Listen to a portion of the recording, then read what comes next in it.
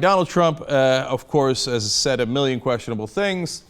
He had gotten into some racial territory during the 2012 race, questioning Barack Obama's citizenship, of course. I thought actually the worst thing that he had done was he questioned his college transcripts, etc., as if to say, come on, you're black, you don't really belong in the country, and I don't even think you're smart. Oh, you went to Columbia and then Harvard Law, and you were the head of the Harvard Law Review, meaning you were one of the top students at Harvard Law? I don't really believe you. Come on, you're black. Why wouldn't you believe him? Well, I mean, to me, that really crossed the line. And Trump crosses the line on a regular basis, of course. And earlier in the week, he had gotten in trouble for tweeting about the Central Park case from, so long ago. Remember the young black kids that they had arrested for raping a white woman? And it turns out they were innocent. Trump tweeted, I don't know why it even came up at this point, but he tweeted like, yeah, they must have been up to something. I mean, if they're 14, 15-year-old black kids in Central Park at night, obviously they must have been guilty. They were proven innocent, and they spent all those years in jail for nothing.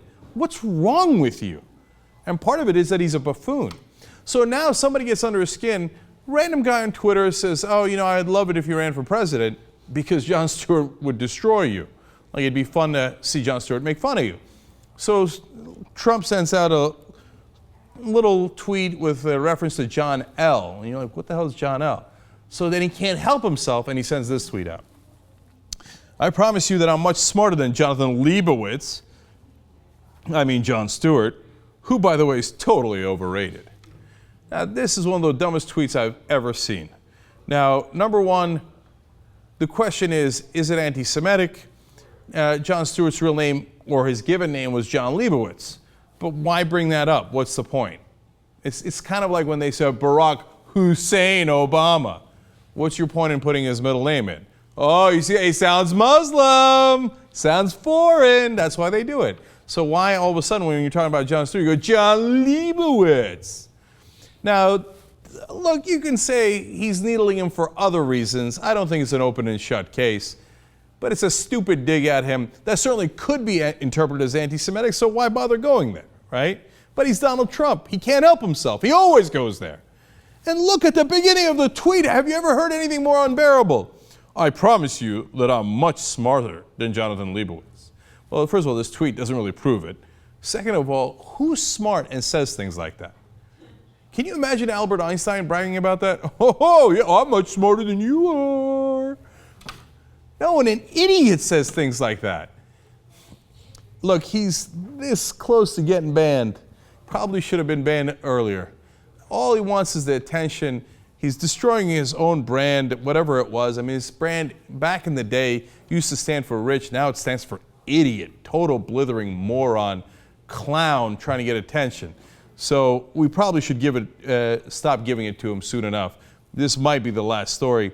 Angela Curzone writes in, real Donald Trump outs Jon Stewart as a Jew, gasp.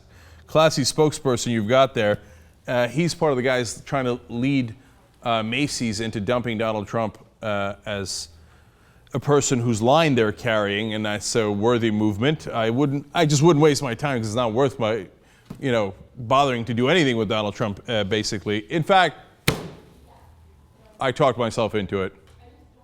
Official TYT ban. Over. End of this. Let me read the last tweet and we're done with him. Ellen's producer writes, I knew you were more than just a racist. Proud of you for showing your anti-Semitic stripes too. Okay. All right. We got it. Trump is an idiot. He's a jerk. He's all those things. Case closed. Congratulations, Donald Trump. You are the second person ever in Young Turks history to be banned. We will no longer speak of you. Move along.